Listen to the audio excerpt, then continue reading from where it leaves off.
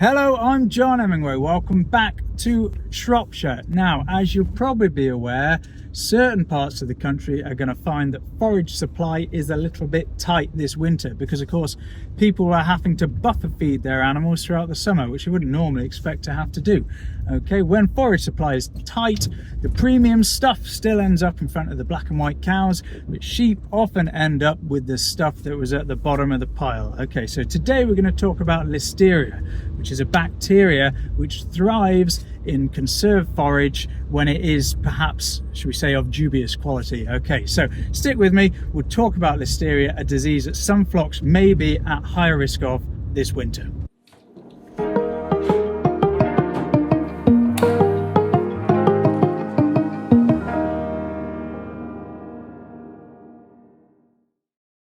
So what is Listeria? Well, Listeria is a bacteria and it probably lives mostly in the soil, ubiquitously, but it thrives in silage which is not fermented properly. If we have silage which is not as acidic as it should be, then we can get Listeria multiplying there and causing an issue to the animals that are exposed to that. So if you've got patches of silage that have gone black, or they've gone mouldy, or if you've gone over molehills and there is visibly soil in those bales, then they should be avoided. Most often it's big bale silage that we have issues with Listeria in, but you can also get Listeria in the clump. So like a lot of bugs, the disease that you get from Listeria depends on how the animal has taken it on board. If you've got Listeria in the forage and ewes have got their head buried in the feeder, you can get Listeria infection of the eye, and this is generally self-limiting and it doesn't cause a long-term issue. If Listeria gets eaten and it gets into the gut, it can sometimes reach the placenta and then you'll get abortion as a result. It's possible for Listeria to cause a nasty septicemia like a sepsis in some cases, but that typical Listeria presentation that we see is the neurological form. And this happens when Listeria in the food gets into the body through small cuts in the mouth and it infects the nerve that supplies that side of the face. Once that nerve is infected, the infection can spread upwards to the brainstem, and infection in the brainstem affects the whole side of the body. Your shearlings are particularly susceptible to getting this if there is a lot of Listeria in the forage they're eating because they are having teeth that are erupting, and when we've got teeth coming through, we've got cuts in the gums, and that is an entry point for Listeria bacteria.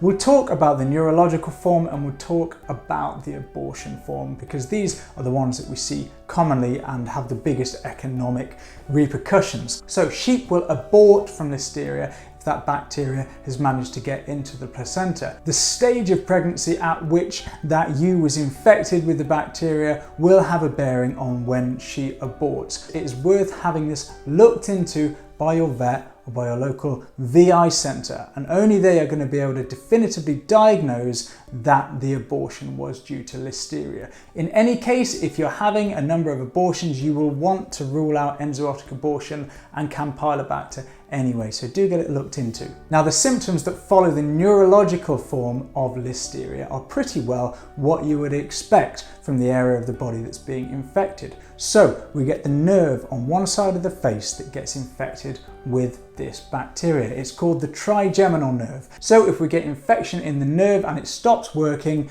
we're going to lose our sensation and control of that side of the face. So we'll get one side of the mouth, of the lip, that is hanging down, and we'll get the animal salivating because it's not able to close its mouth. It won't be able to blink, so we'll find that the eye begins to get dry. We'll find that one of the ears gets droopy, and we might get impacted food in that side of the mouth because the animal is not able to move it around out of its cheek. If the infection then spreads from that nerve up to the brainstem, we get effects all the way down the side of the body. So we're going to have weakness in the front leg and the back leg that are affected, but not on the other side. So we get animals that are ataxic. In other words, they're uncoordinated, they struggle to stand. You may get them walking around in a circle, but this doesn't always happen. You will often get them walking into a corner and just standing there looking confused, drooling onto the floor. As the disease progresses, of course, they lose all of the strength on that side of the body